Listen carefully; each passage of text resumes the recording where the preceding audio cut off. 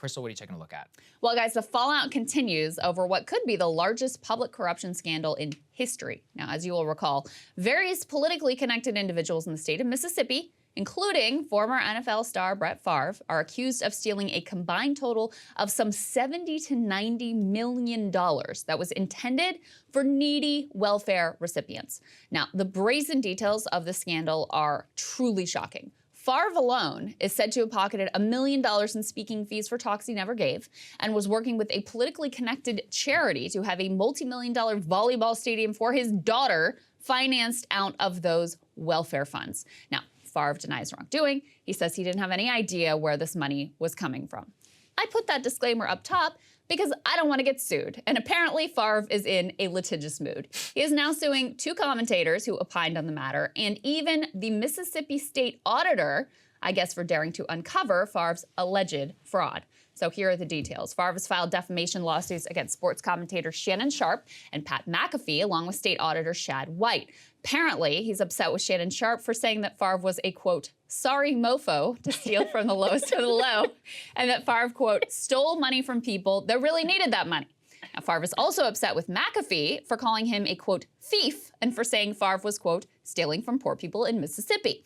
As for the state auditor, the suit accuses White of shamelessly and falsely attacking Favre's good name.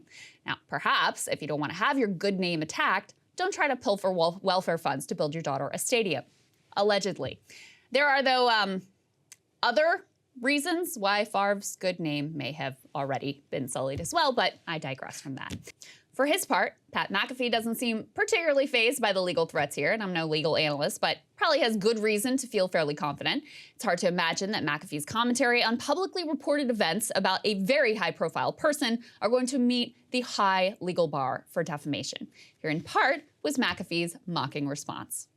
We take a lot of pride in our work. We had to cover that situation, and we certainly said allegedly. And a lot of people are wondering how my lawyers are going to handle this. You know it. I ain't got them. So let's ride this fucker. I'm excited to see how it goes. I'll see you in court, pal. Cheers to everybody, and cheers to Feel Good Friday not being ruined at all by that. Cheers. See you in court, pal. Now, if I had to guess, Favre's lawsuits are less about actually winning a case in court, which again seems highly unlikely, and more about scaring other journalists and commentators away from talking about him. Judging by me writing this monologue, it's not working all that well.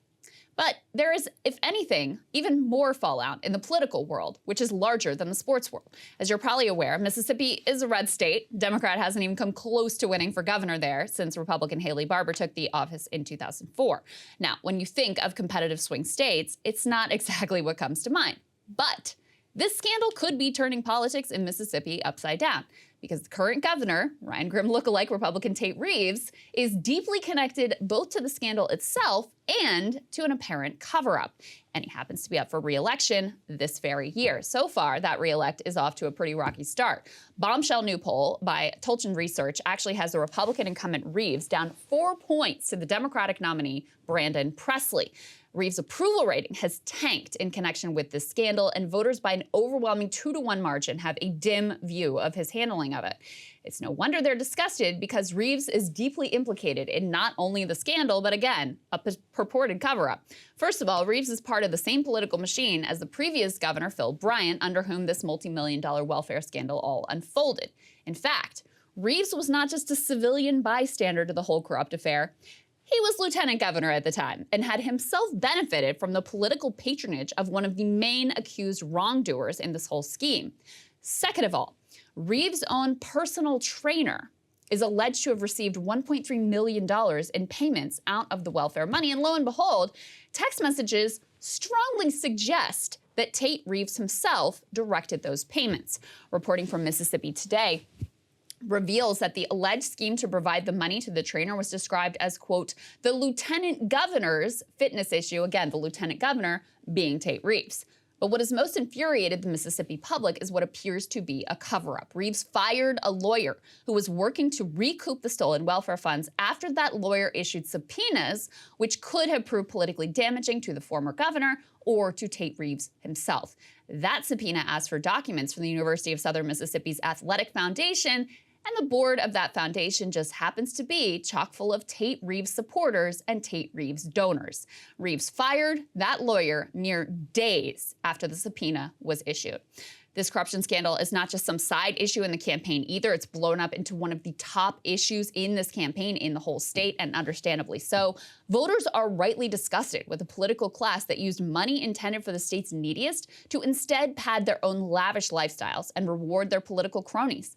In this poll, 93% of respondents had at least heard something about this scandal.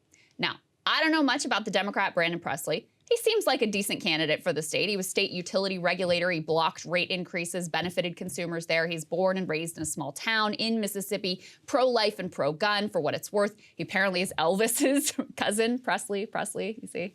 It's a test case over whether public revulsion to this looting of the public purse can actually overcome the state's usual partisan tilt. We will find out in November. The Brett Favre thing is unbelievable. Hey guys, ready or not, 2024 is fully upon us now, and Soccer and I have been brainstorming ways that we can really up our game for this critical election. Yeah, we rely on our premium subs to expand our coverage, to add staff, to upgrade the studio. We just want to give you the best independent coverage of this election, which is possible. So if you can help us out, become a premium subscriber today, breakingpoints.com, or the link is down here in the description video. It really means the world to us, and if you like what we're all about, this is the best possible way to keep us 100% independent, working only for you.